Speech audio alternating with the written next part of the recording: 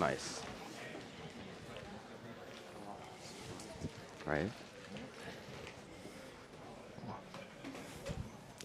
God, hi. What are you wearing? What are you wearing? Good morning.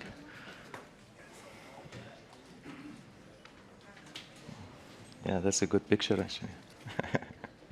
Your mic's on. Yeah.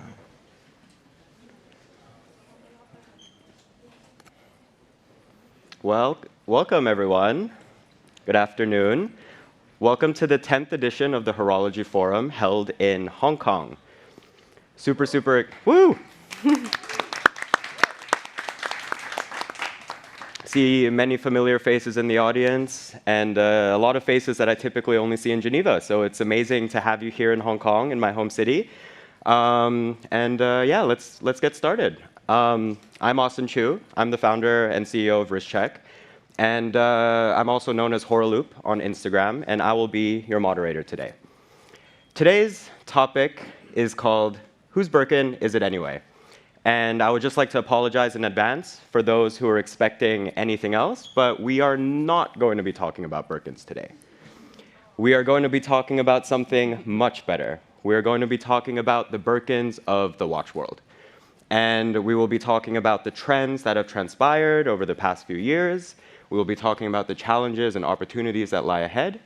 And we will be talking about the ever-growing boom and interest in the vintage market. And I have three incredible panelists here with me today. Starting from my left, I have Mr. Nael. He's the founder and CEO of Future Grail, which is an auction house and also a museum in Singapore. And you're the author of a book, right? Remind me of the book's name. My Dream Collection. Patek Philippe, My Dream Collection. So I think it's safe to assume he is a very seasoned collector that managed to collect enough watches to write his own book. To my further left is Zoe Abelson, who is also known as Watch Girl Off Duty on Instagram, and is also the founder of Graal. Did I pronounce that correctly? Yes. Great. And Graal specializes in sourcing very rare and fine independent watches, and also very high-end Patek Philippe's. And to my further left, I have Mark Cho, who I'm sure a lot of people here know, also based in Hong Kong. And Mark Cho is the co-founder of the Armoury, and is basically a sartorial legend, dresses in the polar opposite style of myself, and has also been a champion of smaller watches for, since as long as I've known you. And it's finally starting to become a thing. So welcome, everybody. And give the audience a clap. So I think it's safe to say that over the past 4 years, this interest in the vintage market and the secondary market has kind of exploded. And I would like to say that COVID was kind of a catalyst to this. Zoe, what have you noticed over the past 4 years in terms of trends? You were based here before, you moved to the US. What are some trends that you've noticed in the vintage and secondary watch space? So many. It's really evolved quite a bit. I've been in the industry for 12 years, so I have really seen the watch world change drastically from the amount of collectors, the demographic, and then, of course, trends of what watches are popular. I was actually just talking to a collector last night who said that he wanted to buy a watch today that he could hand down to his son and that it would always hold value for forever. And I said, you have to let go of that. And I gave him an antidote. Basically, when I started working in the industry 12 years ago, the most popular watch that was selling was a Rolex Bubbleback. Today, you can't really get rid of them. So you just never know. And that's the thing about trends. You can't predict them, and you don't know how long they'll last. So what I have seen is it go from big watches to small watches to vintage pieces that no one paid attention to, stone dials. There's just a variety of things, and I think a lot of that is really because of social media and everything being a bit more digital and the collector communities speaking to each other. And instead of having specific markets in different countries, it's all very globalized. So much. Amazing. And Mark, so for you, you've been a collector for how long? Since I was 18 years now, I think. Yeah, 18 Wow. years. So a lot has changed in 18 years. A lot has changed in 18 years. They got more expensive. I think that's one of the most Yes. noticeable differences. Obviously, the last 4 years, watches have gone a lot more mainstream. There's a lot more people chasing watches. There's a lot more people who are knowledgeable or starting to become knowledgeable. But actually, I think one of the biggest changes over the last 4 years is the intersection between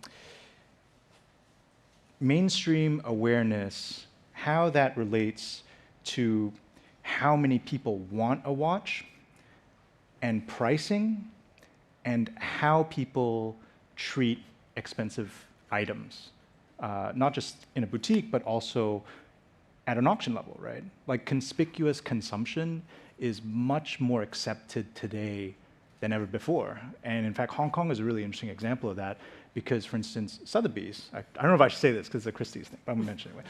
But like Sotheby's opened this huge showroom in Charterhouse. Like they took over Giorgio Armani's space, which is really a big move. And they have these beautiful items, and they're all out there. Items that you normally wouldn't be able to see unless you're in a museum or in a very famous collector's house. They're just out there, and you can go and look at them. And the energy around so many people looking at those items definitely increases the value of the items themselves. Like when you buy something at auction, the beauty of buying at auction is that the price of it is super public, it's super obvious. And whereas bidders used to want to be a little bit more low key, I think there's a lot more bidders now who are not only proud to show how much they paid, but even happy for people to know who they are. And that's a big shift. I mean, it's a shift on so many different levels. Yeah, incredible. Ali, how about you? I think you're right.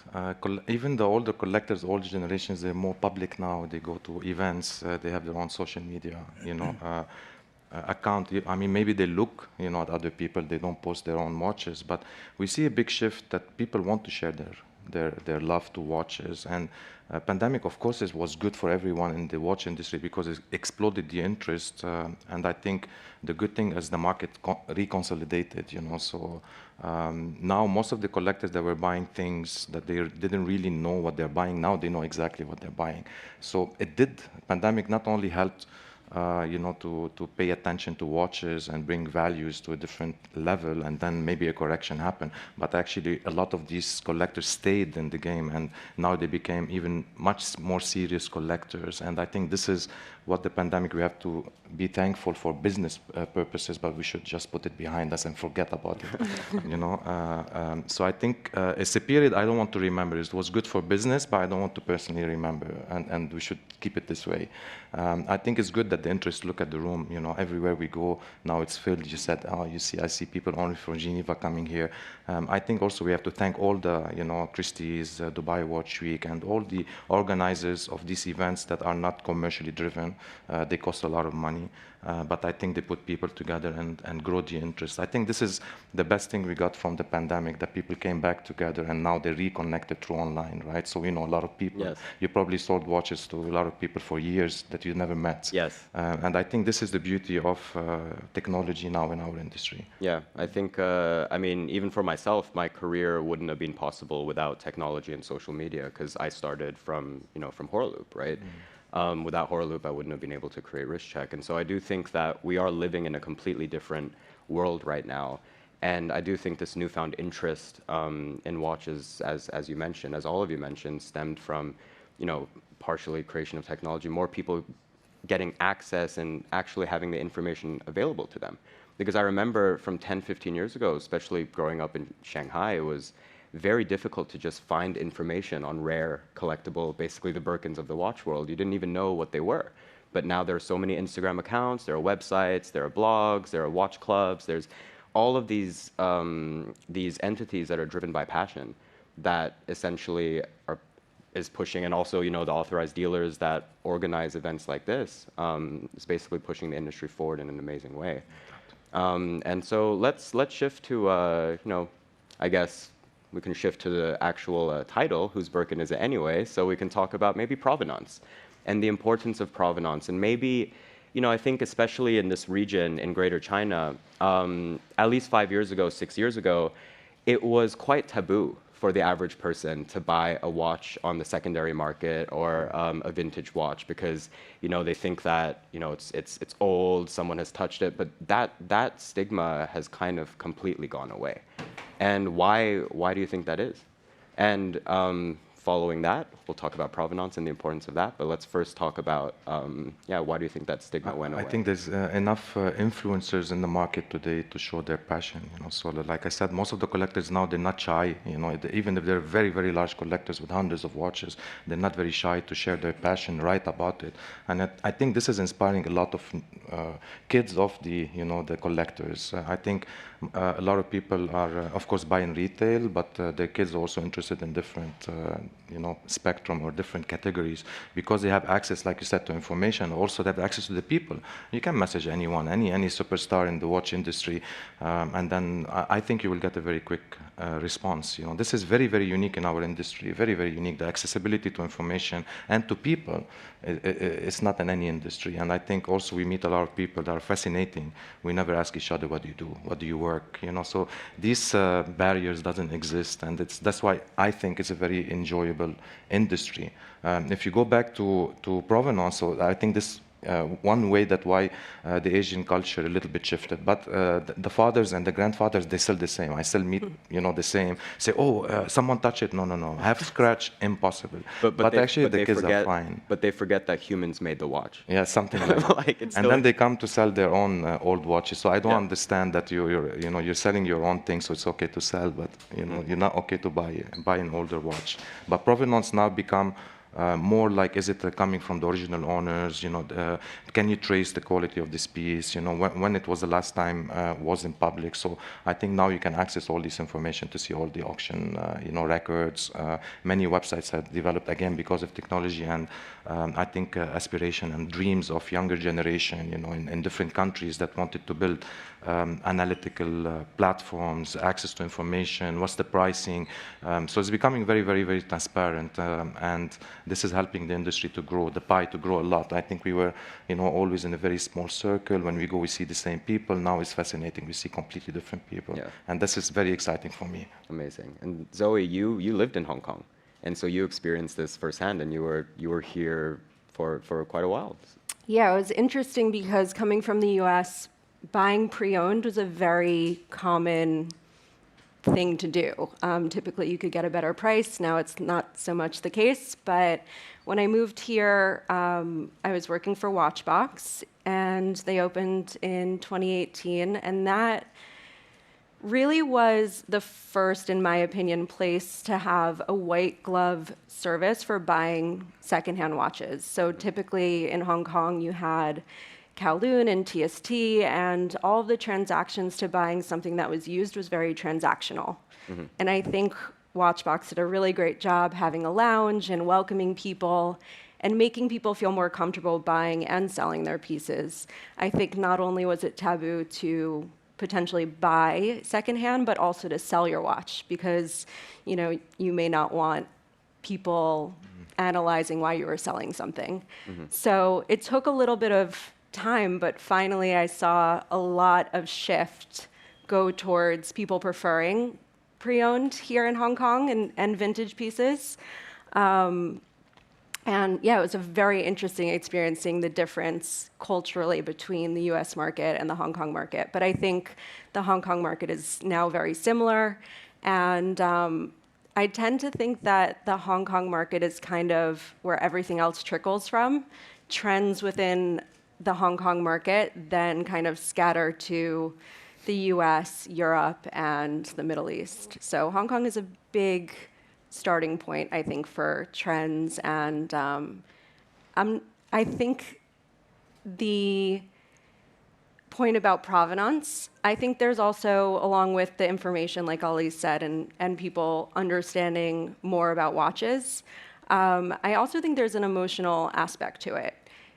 Thinking as a collector myself, when I find a watch that's 30, 40 years old and it looks brand new for whatever reason, I like to think that the people who owned it before me loved it and took care of it, and now it's my turn. So I think with provenance, it's not just, a famous person owning it before, but it's also kind of connecting to the story and the history of the watch. Mm-hmm. And Ali, how important is provenance to you when it comes to auctions and running your own auction house? I think the provenance is more like who owned it before. I think it defines, like Zoe said, it defines the criteria of a collector when he buys the watches. So if you respect the collector, that's already a very plus point for me. So of course we all have preferred people that we buy from, or we trade with, or we trust their gut feeling, or we trust their expertise. So I think provenance for me is more like, is it from the original owner? Is there a tracing? Is there, can I trace the watch 20, 30 years ago in the auction? How many times it been to auction? So I think this is very important for me. Who owned the piece before me, or who's giving me the watch first? And then we will do our job to determine the quality of the piece, of course. I think you can connect to the piece on a deeper level when you understand the provenance. Yeah, and Mark, as a collector, how important is provenance to you? Does it add value? Does it, take off value from the watch depending on who owned it before? I'm sure he always paid me a premium because he's buying my watch. I always pay a premium when I buy from Thank you very much. Over the years, Mark has been collecting, I think, watches that no one wanted as well, many years back. That I paid top dollar for. It was great. Yeah, but he always paid me a premium to acquire the top quality pieces, I must say. Thank you. Mm-hmm. Thank you. But I mean, from auction houses in the past, I mean, Eric Clapton owned watches, or they notorious, or I've owned one, Eric Clapton watch. Oh wow. Yeah, I did. And so in auction houses, it seems to make a difference. But do you think for the average collector, or for yourself, does it make a difference? I mean, there aren't that many watches of such notable provenance that it would affect the price, right? Obviously, you don't want some terrible villain's watch, but the chance of you getting the watch of someone who, wow, I really admire this person, he's famous and special in some way, is also like not that common. I think there is provenance. There is definitely a premium on the watches that you sold. That's because I have a big mouth. Yeah. And I talked a lot about stuff and I got people interested. I don't think it has that much to do with me personally. I do think, though, regarding provenance, like, if you can get unique stuff that was made for unique people, like one watch that I was like, oh, I should have tried harder on that, was Rocket Man. Who sang Rocket Man? Elton John. Elton John, there you go. Yeah. Elton John sold a white gold 34 millimeter quartz royal oak that was mother of pearl dial with blue sapphires and diamonds. Ooh. And it was awesome. And it was buried in his estate sale as part of the photography collection for some reason. Didn't go for that much. And I was like, oh man, and then, only Elton John would commission a piece like that. So I think that's when provenance really matters. And so let's move on to the next question. So for you three, you guys are all based in different places, right? You're based in Singapore. You're kind of around the world, but mostly New York, right? Mm-hmm. And Mark, you based here, New York. And so, for a collector, is there a difference in collector archetype from these different regions? And do you think that's changed over time? Like, are your clients getting younger? Are they, I think there's a lot of. I think you said a very important point earlier that you got my attention because, like you said, that local or Asian collectors in general, they don't like to sell watches, correct? So this is a huge shift for me as well, because I've been trying for 10 years to convince locals to sell stuff. I think it's more like I will lose face. People will know I'm selling my watches, but in general, no one will understand. This is your watch unless it's very unique. And I think the example you take, Mark went in public and sold this collection, and actually, I would say you were the marketing effort of the auction, not the auction house. You were the auction. They were just a platform. So I think today, accessibility, all of that is part of it. But you always have to remember that. U.S. market is a mature market. You know, it's always been a mature market. American collectors are able to shift their collecting habits very, very fast. You know, one day they're in modern, next day they're in independent. Oh, it's shaky a little bit. You know, within 2 weeks, all the collection is gone. And this is, for me, is fascinating. I think any other culture, even the Europe culture, is very, very far away from that. European also like to keep. They like the longevity. They, you know, it's a very old, countries, hundreds of years. They like to keep their stuff for the next generation, or maybe just before they die, or when they die, they sell their stuff. But American collectors, they're very quick to catch up. And I think Asian collectors starting to feel that difference by exposing themselves to auctions, to going out, to be more international, and that is changing the Asian market in general. And this is the big difference I see in selling watches and how the collectors can move forward in their collecting habits. Well, I think selling is also, some people still perceive selling as like a failure. Yeah. Like, I ran out of money, so now I need to sell this thing. There's still a little bit of stigma around that, especially among Asian collectors, I found. Yeah. But is it? You just want to change? No, buy sometimes you something just else? want to change. Like, there's plenty of legitimate reasons to sell. Yeah, and honestly, like in my opinion, you only become a better collector if you sell. Because if you don't sell, you don't know if that watch, you don't get buyer's remorse or seller's regret. And unless one experiences buyer's remorse or seller's regret, you don't know if that watch was right for you or not. So if you sell that Nautilus and then the next day, you know, you can't sleep, you're still thinking about that Nautilus and you should probably buy it back. But I know plenty of people who sell the Nautilus, sell the Royal Oak, sell the Daytona, and the next day they feel free. And they're like, oh, I can buy, you know, like a vintage Jewel Audemars, I can buy a Calatrava, I can buy whatever. And that's also quite an interesting thing. And for you, Zoe, I mean, you're based here, now you're based in the US. What differences do you see between the collectors? I actually didn't really realize what you just said, that Americans are kind of more fast-paced with building collections, selling, changing, following trends. It's so true. I think that we were just talking about this watch, which is 26 millimeters. It's a stone dial. It's a coral dial. It has a rare mesh braided bracelet. It's fairly rare, very exciting for me. But he said it's too small. And I'm based in New York, where small watches are super hot right now. You can see basketball players, rappers, very influential people. I mean, people that are 6'4" wearing 26 millimeter watches. So my question to you is, why wouldn't you wear it? And I tend to forget how Americans, I think, it's a very consumer-focused, like fast-paced trends. And in Hong Kong, you get a lot. I think people don't typically follow trends as heavily as we do in the US market. Yeah, I never really thought about that, but it's very, very true. But I told you something very interesting. I said in the US, because they're willing to wear bracelets, the men as well, willing to wear bracelets with the watch. You could then it makes sense. accessorize. So it's an accessory, at this size. Interesting. Well, an interesting point about small watches that I do want to make. So this watch, but in 36 millimeters, is 10 times the price. So it's, I mean, if you want to go into smaller watches, you can get better deals. True. FYI. Little hot tip.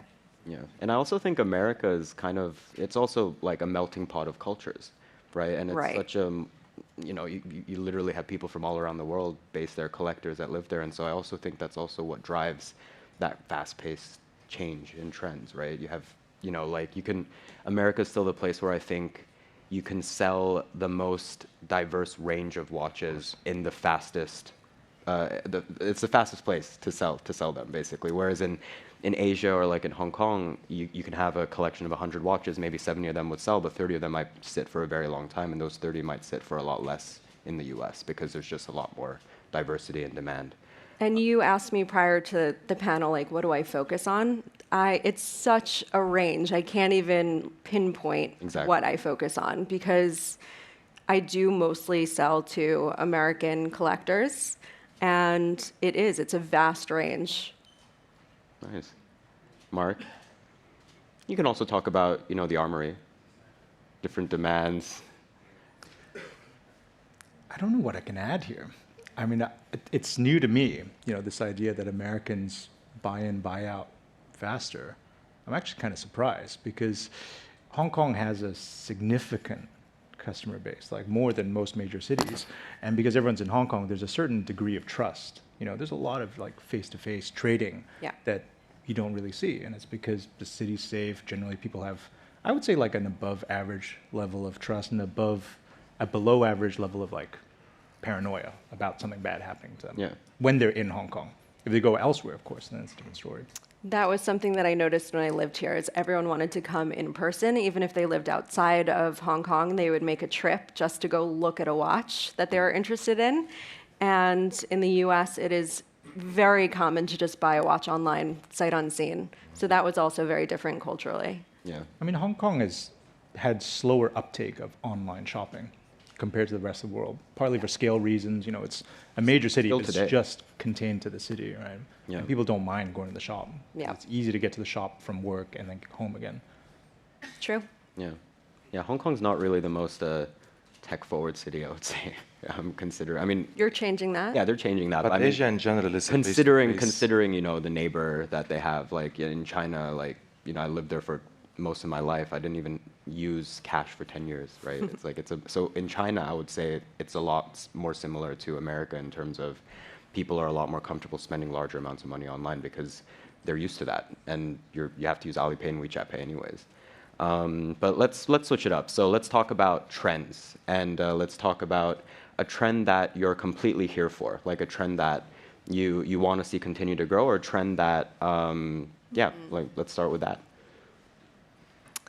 I've always been a massive fan. I think when I got into the industry, one of my biggest interests was stone dials. It is now definitely a trend, and I kind of hate it just because it's driven the prices to unobtainable for me.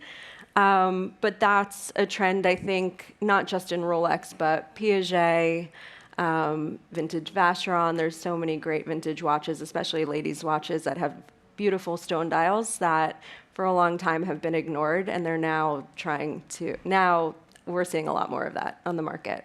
Nice. Ali? Trend, I don't think, you know, I want to see any trend. I just want to personally collect what I like, and I will be happy if people also collected these watches in the future, you know.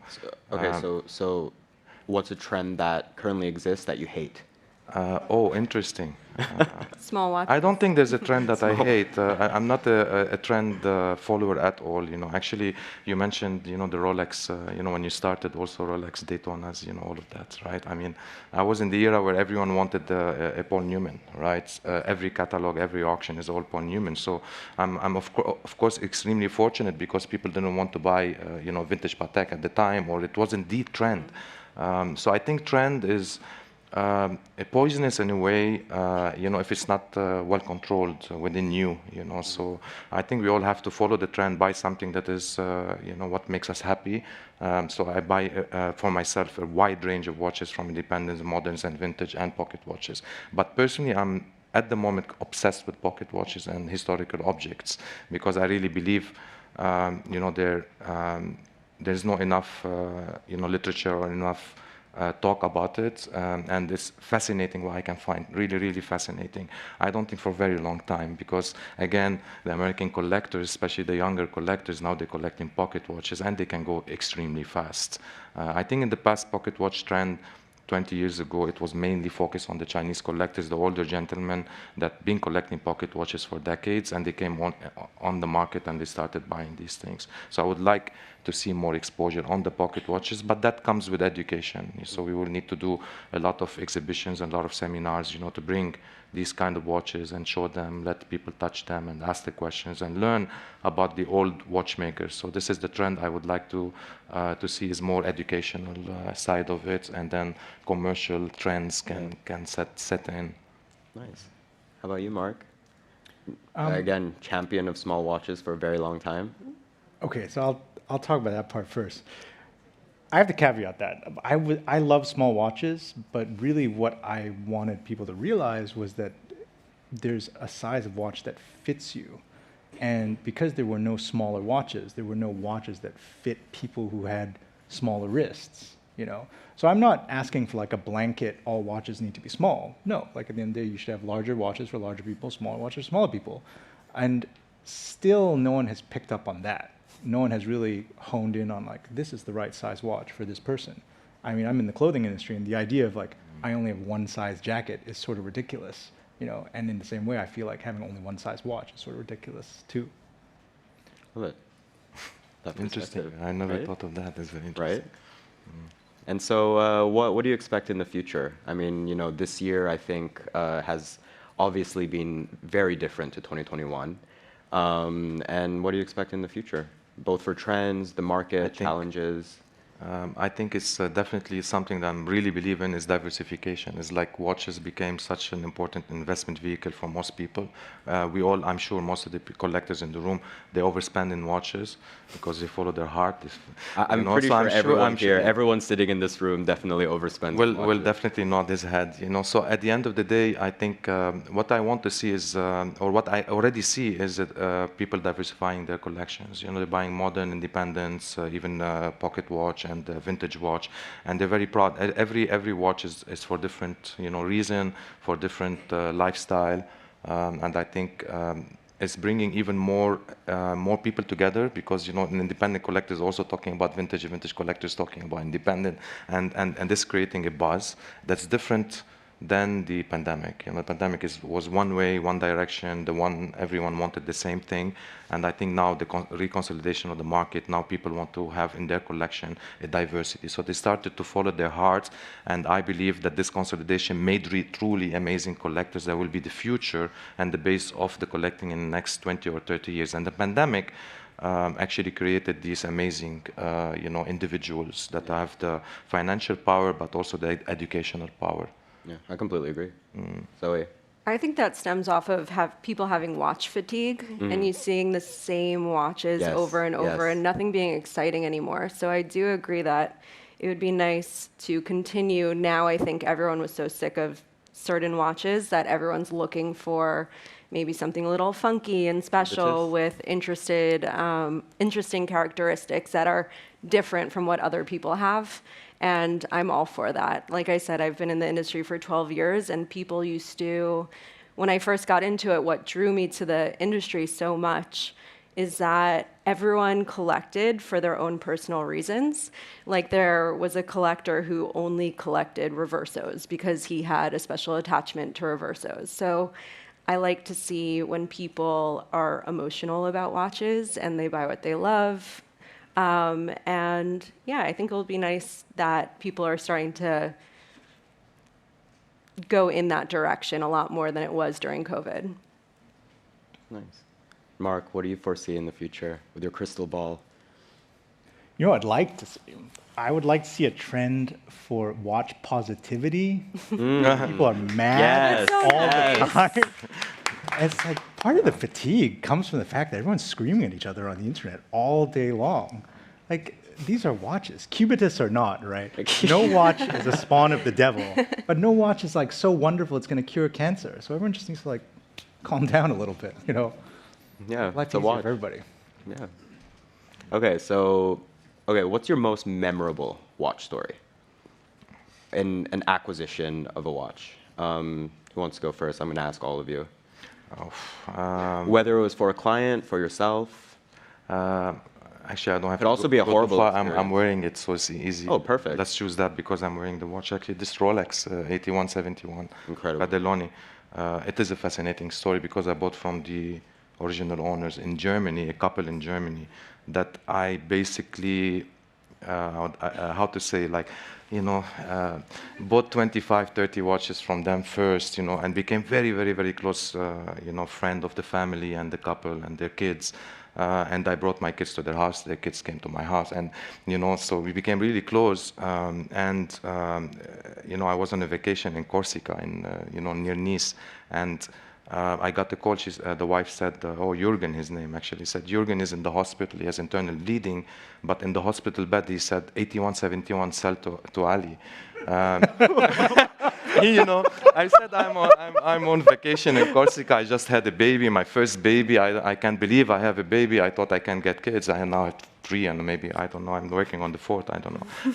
So it's like a special holiday for me, you know, I'm not leaving here. She said, no, you have to come to Germany. He said, we have to sell the watch to you now before he dies, and he will build, you know, the dream house in the mountains, you know, for the grandchildren, like he promised. I said, okay, I'm flying. My wife, I'm sorry, I know, you know, I'm really sorry. I leave you alone in Corsica with your 3 months baby, you know, and I go to Munich, and then I train for 4 hours somewhere in the mountain. And I actually, by the time I arrived there, the surgery was finished, and the guy was like, "Hey, Ali, how are you?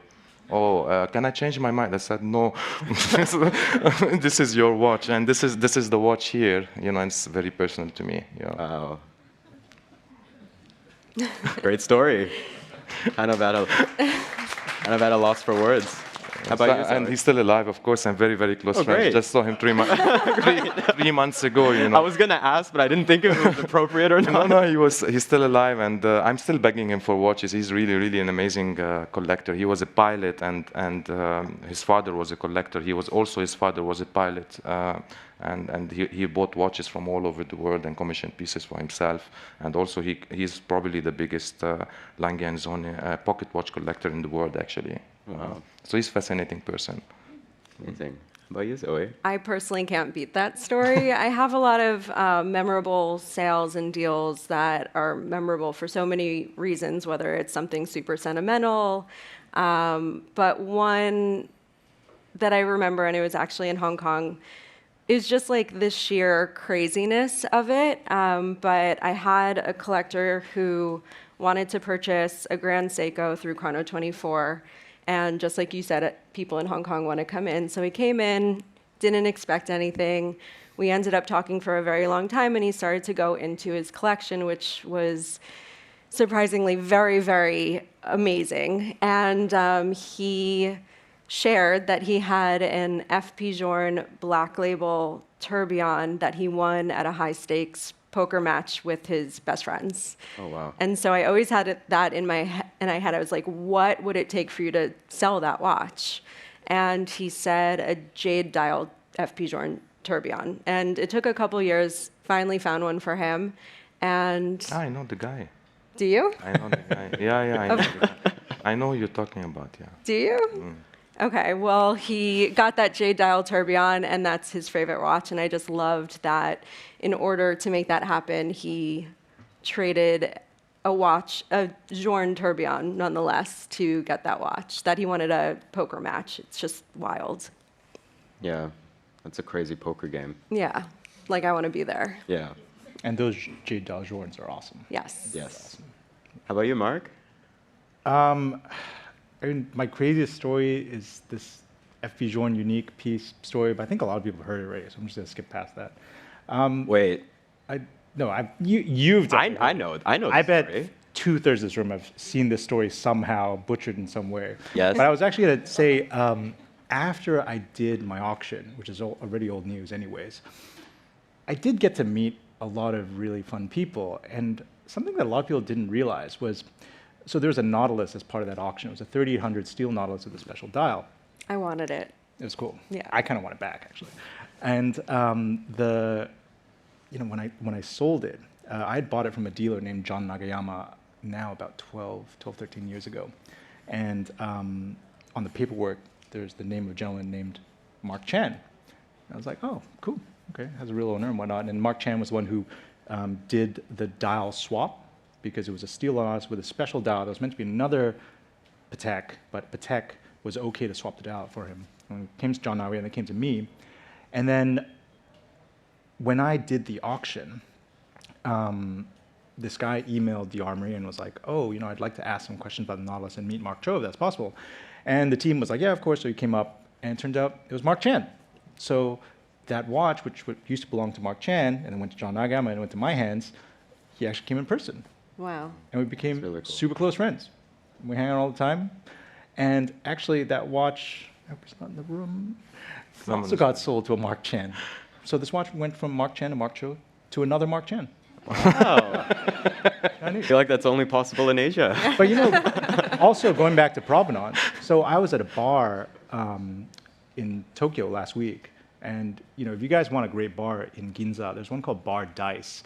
The bartender is Fujita-san, and he's also a big watch collector, really nice guy. And I was drinking with another friend. In fact, that bar was introduced to me by someone who bought a watch from my auction, because I actually got to know all the people who bought watches from auction, so made a lot of friendships.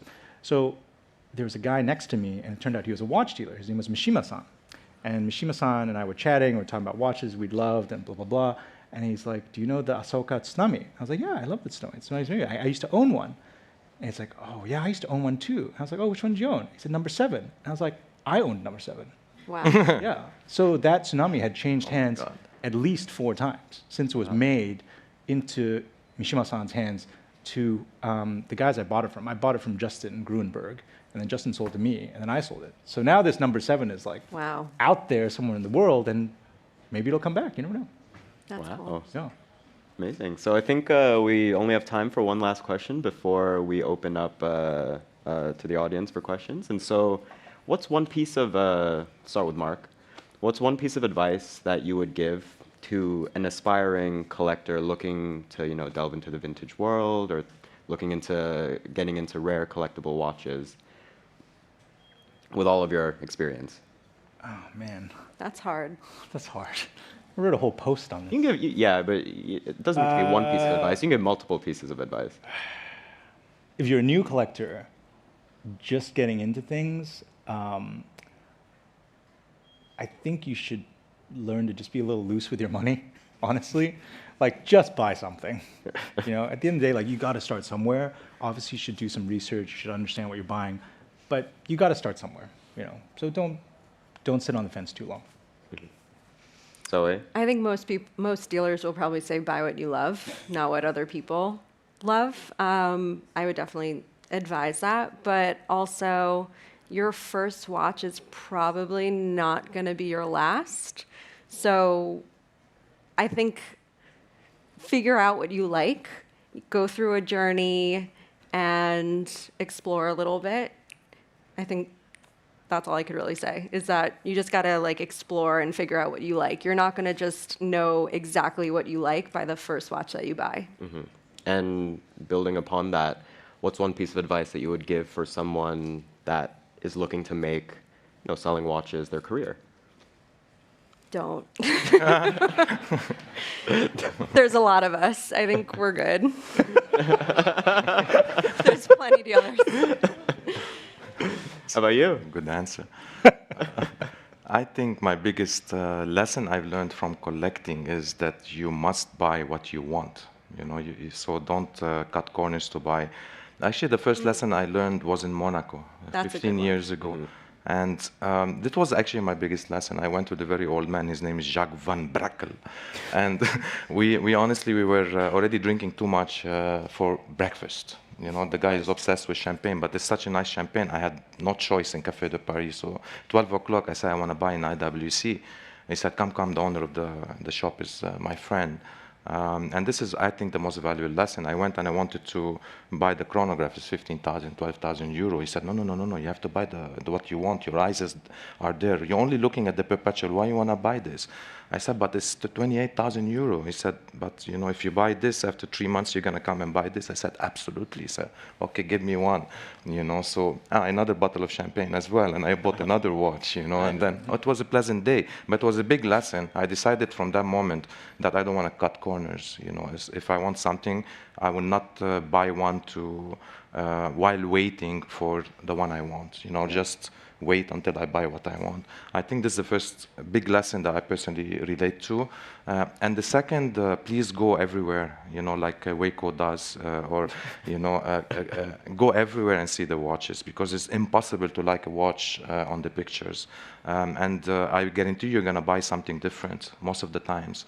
You put your, eye on a, let's say, an independent watch only on the pictures, or it's hot. But when you see it in person, you don't connect. You might connect with something else. And I think this is why retail and shops all the world, over the world is very important. That's why forums and companies like Dubai Watch Week and the Siddiqui family, Waco, I Am Watch, Singapore Watch Fair, all these forums, auctions, attend every auction. You're going to be fascinated of what kind of watch will connect with you. Trust me, watches have a life, and then you will connect to something. This is the two biggest advice I have for people. All the usual advice is good, but just these two things are valuable. Yeah. Yeah, get the watch in your hand before, like, get a feel for it. Yeah. And if you don't wear it, you just wouldn't know. Yes. Yeah. Well, thank you. I think we'll start opening up. Okay, there's a lot of questions.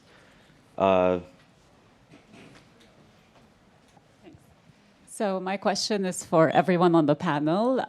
What watch are you hunting for now, if you had to narrow it down to one, and why? Well, I told I have a problem with the person in the company called Arnaud Tellier. He was the curator and director of the Patek Philippe Museum for 13 years. He just can't stop buying. I saw yesterday, he called me, Ali, you forgot the Australian auction for that watch from the 1700. I said, Arnaud, I'm now in 2024, okay? So let me finish Hong Kong. So we can't, you can't stop buying, The hunt is, it's when the opportunity presents itself. This is I think the biggest problem of a collector. We can't really refuse the pieces that we must have in our collection. And I think this is the real hunt. The real hunt is to work hard to be able to pay for it. I'm hunting for more money to pay for these bad hobbies, that we have. I like hunting for watches for other people more than I hunt for watches for myself. Typically, if I acquire something, it's a watch that found me. It's something that I wasn't really expecting, but I fell in love with it. So, yeah, I like hunting with other people's money, usually. Good one. This sounds terrible commercially, but I'm just kind of satisfied right now. I'm not really hunting for anything. Yeah, that's right. so nice. It's nice to be able to appreciate the things you have, and hopefully as you appreciate it, you kind of grow a new level of knowledge, and maybe you take that knowledge and you start hunting for really what's the next level thing, rather than staying at that same level of collecting. Yeah. I would say the same thing, honestly. I think during COVID, I think a lot of people overbought.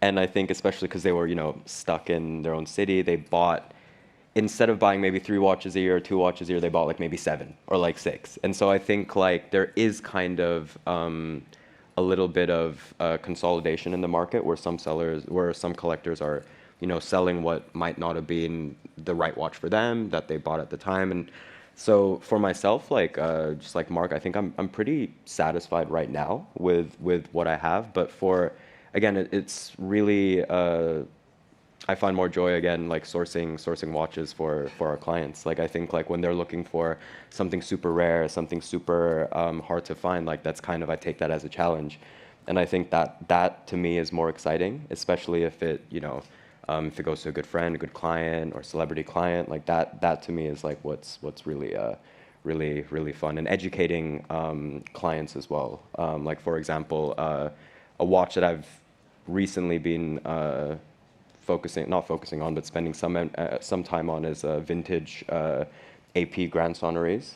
Jewel Audemars Grand Sonneries, because they're 39 millimeters. It was the first big brand to make a Grand Sonnerie. They made less than 100 in the 90s. Most people don't know that they exist. I'm actually wearing one right now. We ended up selling one to Kevin Hart. He wore it on the Colbert Show, and he was talking about it as well, because he also wanted to know what was worth buying in the vintage space, and I think it's great value for money. And so for me, like I'm more focusing on stuff like this, but it's not like I'm actively searching for XYZ piece right now. James? I'd like to pick up on a point that Zoe made about small watches. But earlier you said that when you started, the hot watch was the bubble back. Mm-hmm. Yeah. The bubble back is the quintessential small watch. Why isn't it popular? From what I gather, it's very hard to find parts, so a lot of them don't work right now, or they have to be restored in a way that wouldn't keep the integrity that people want in a Rolex. So it's more of that than the style, I would say. Interesting. Great question. Felix? Kind of following on from James, I'm a big believer that just because something's rare doesn't mean it's good. For the people there that sort of sell watches, do you take any guidance for people that want something that might be cool or hot but is maybe not right at their level of collecting? Like there are pieces that can be very challenging or have lots of, mechanical problems or, super hard to get parts for. And, I'm thinking all those beautiful stone-dialed 70s jewelry watches that are fussy. Yes, I stay away from that. I mean, if there's going to be any problems in the future, I just won't sell it. You have to be very transparent about that. I don't want any future problems. That's the first rule for me. Yeah. I mean, I have watchmakers in my shop. That was from first day I opened the retail shop some 7-8 years ago. And it was, if I don't have the watchmaker, I will never do retail. I need to open the watches. I need a qualified person to service it. I need to see behind the dial. I need to see if there's soldering on the case. I mean, at the end of the day, if you come also from the collecting background, you would want to only buy and sell actually what you really like. So this is how I started in the selling side. It was very difficult to shift from a collector to a retailer. I've said it a lot of people over the years because I don't know, can I sell? I don't want to sell. But at the end of the day, I got there. I was able to manage, the two things between selling and collecting. But to add to your point, I think we have to be the protector of the client. Otherwise, what kind of service are we giving? There's a premium we are charging our clients at the end of the day. And if you're only buying a watch, taking pictures for it, anyone can do that. You have to provide some kind of a curation, advisory, talk about the market, understand the client, lifestyle, understand what they like. Watches is not about buying and selling watches anymore. It's about creating and forging relationship and friendships. We are in Asia. We touched on that earlier. It's very personal. Business is all personal. There's nothing called, signing, shipping a commodity contract or like this just, on the phone. You must have, a personal relationship with the person, and Asia will never change, in that respect. Everyone will buy things, but from online, but when you come to luxury, you must connect with the person as well. I have also a bad habit when I go for shopping and I buy a shirt. If I don't like the salesperson and I feel like the person or the girl is stressing me out, I just walk away. But if the person is very nice, I'll buy the whole shop. Yeah. Nice. We wouldn't sell anything that we wouldn't be able to, because at Wristcheck, at least, anything you buy from us, you can sell back through us. And so we wouldn't do that just because that's screwing ourselves in the long term, right? Yeah, exactly. Malaika?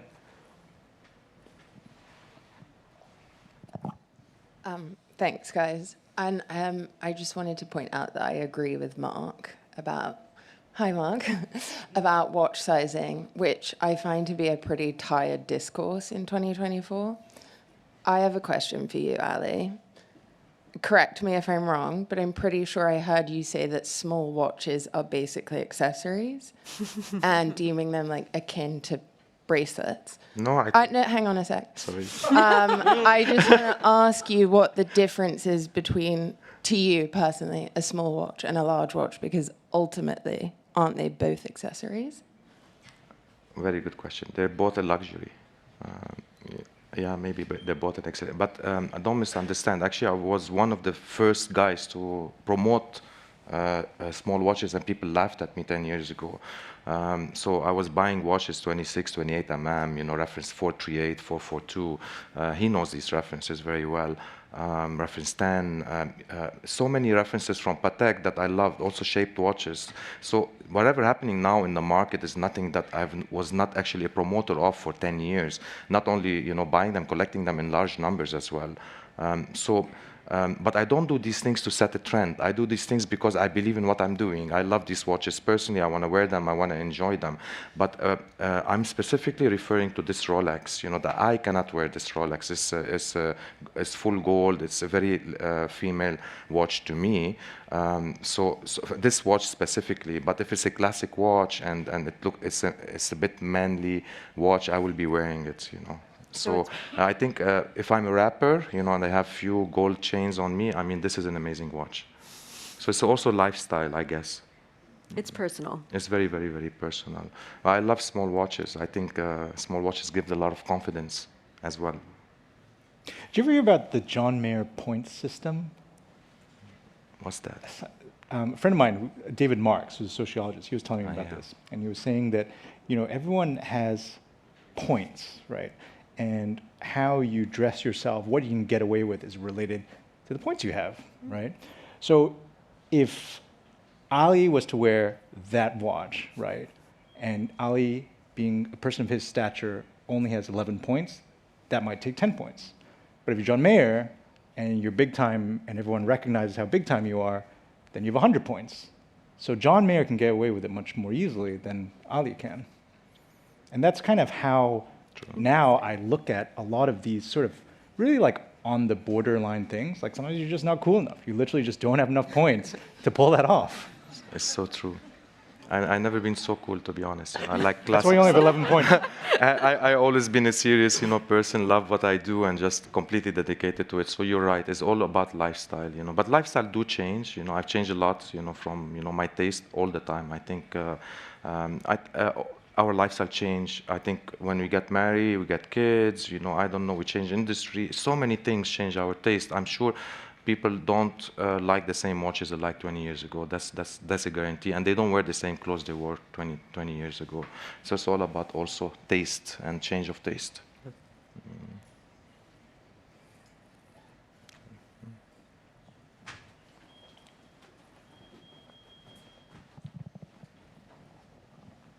Hi, so my question is for everyone at the panel. It's interesting that we're sitting here and discussing trends and watch collectors. I think it's kind of an oxymoron to have both these terms in the same sentence. Do you really think watch collectors follow trends? Of course. Yes. Of absolutely. There's very visible trends that are happening. I think the sports watch trend during COVID was massive. It's like fashion. Once you see it everywhere. But it's typically cyclical. I think it's very similar. I think it's at a slower pace than fashion. It doesn't change as quickly, but it's kind of the same circular motion for trends. But yeah, it's definitely visible because especially being in the market and selling it, if you sell 10 of the same watch, it's a trend. Like you can definitely feel it.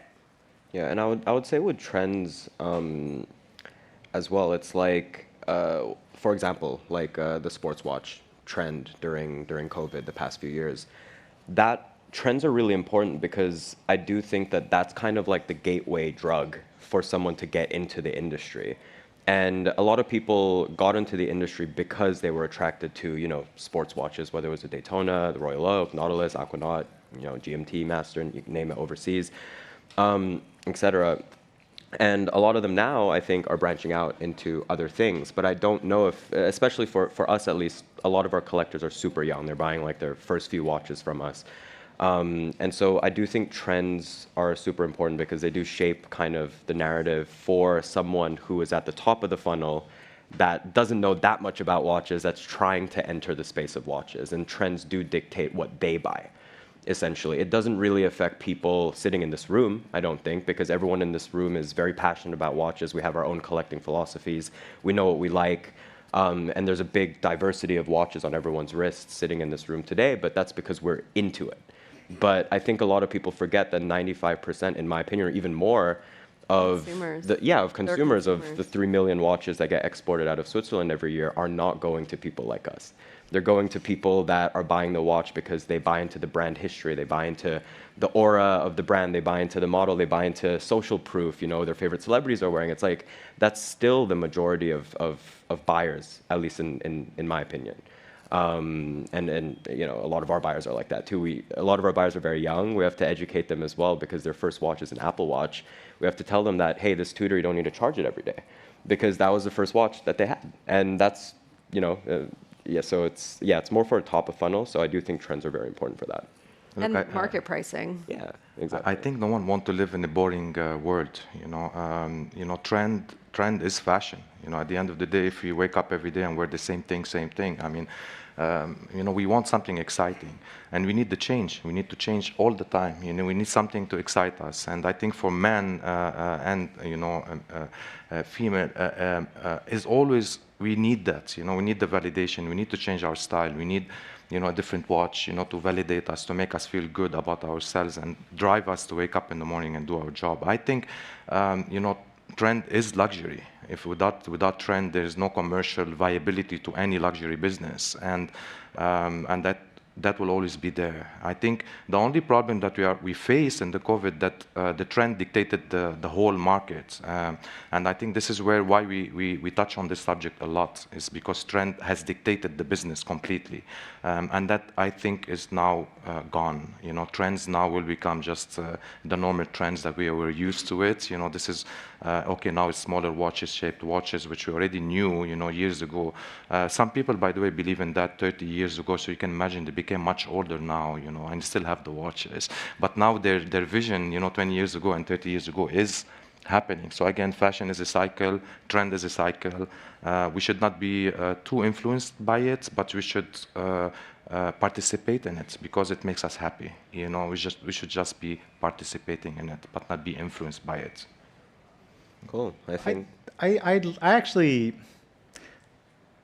trends are interesting. I like the idea of trends. I think that everyone also has the agency to opt in or out of a trend. I think trends sometimes get a bad reputation because all a trend is a bunch of people going in kind of a similar direction.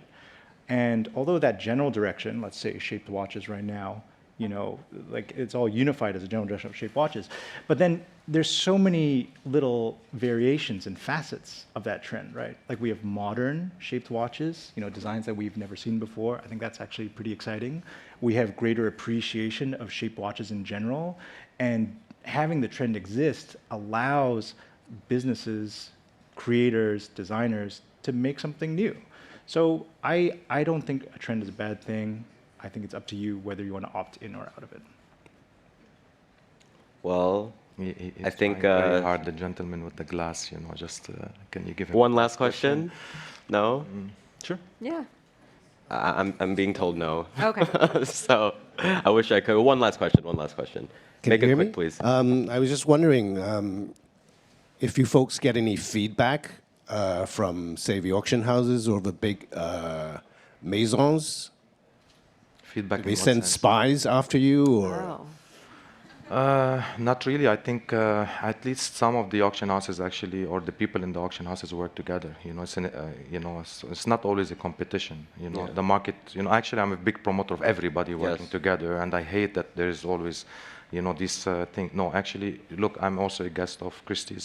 So we don't consider ourselves competition. We consider we are promoting the watch industry to grow the pie in a way. And grow this trend. I don't think there is, even if they're doing it, we don't care. Yeah, and just doing our stuff, right? Yeah, and honestly, in the secondary watch space, everyone helps everyone. Yeah. Like if I have a client looking for a rare watch that I know Zoe has, or I know that Ali has, and obviously I'm going to source it from them, and I will source it from them over other people because I know them and I trust them. And there's no competition in that sense. And with auction houses, it's the same thing, I would say.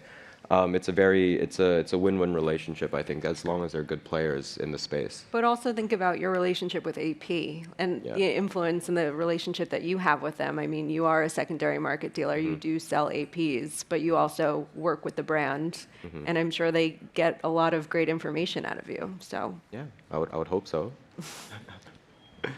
And for that, thank you so much, everyone, for attending. Thank you.